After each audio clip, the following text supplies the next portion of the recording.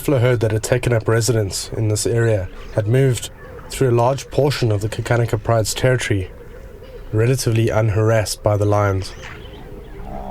It wasn't until the sun came up that you really started to see the steam that was coming from this herd.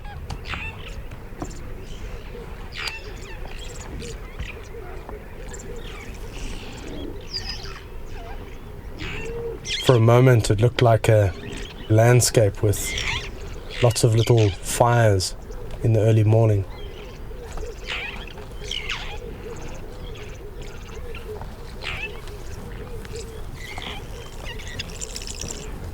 As the sun began to warm them, they started to move.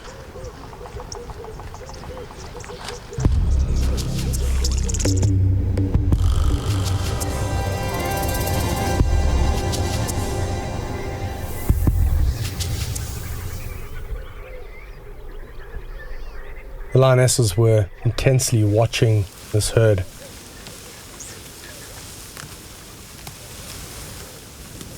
Bulls on the back and on the fringes of the herd, looking, smelling, and moving very cautiously.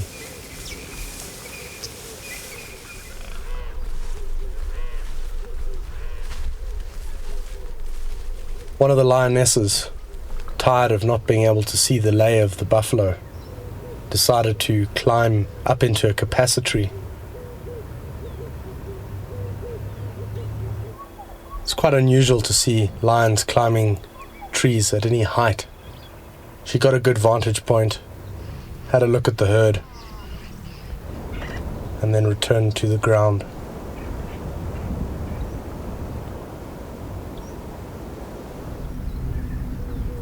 The pride, led by several of the females, skirted the edge of the bulrushes and the black ring of mud on the edge of the water, keeping a keen eye on the buffalo.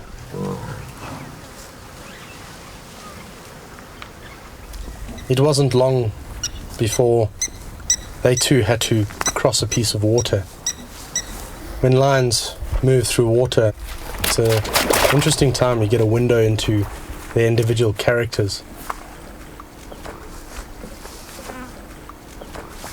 I'm always amazed at how the cats seem to have such an aversion to water. You wouldn't think that they lived in a delta.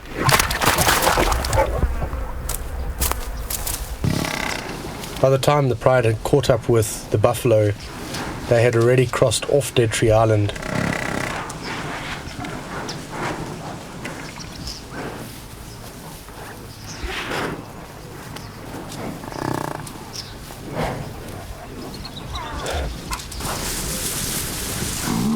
It was the cubs, unruly, undisciplined, that charged in and made first contact. The buffalo summed them up very quickly and retaliated. Their cover was blown.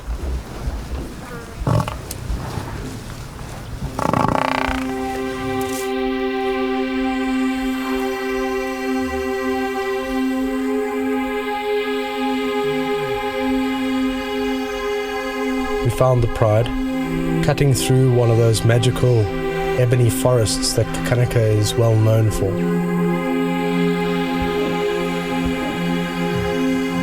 The whole pride seemed to have gained confidence overnight.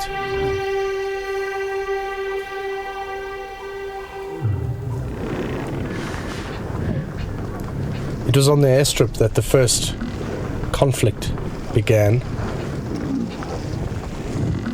The cubs up front again, exposing themselves, showing the inexperience.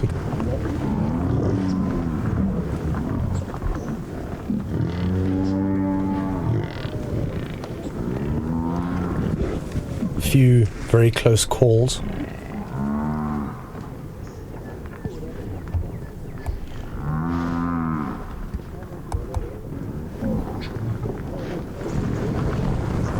And it wasn't until the male lion charged out that the tables seemed to turn.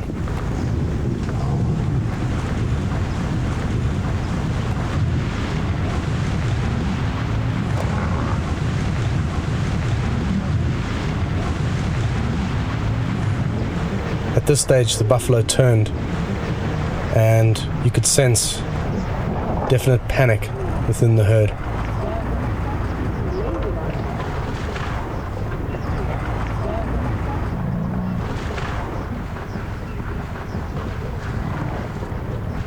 It was one of the lionesses who actually made the contact and hit a young calf.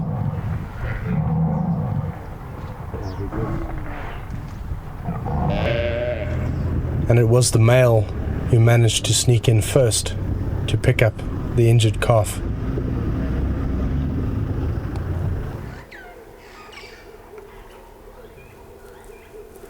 The females were stacked on the edge of the tree line, watching these two males fight over the young buffalo calf. They seemed to know that there was no chance of them getting a meal. Their whole hunt would have to start again.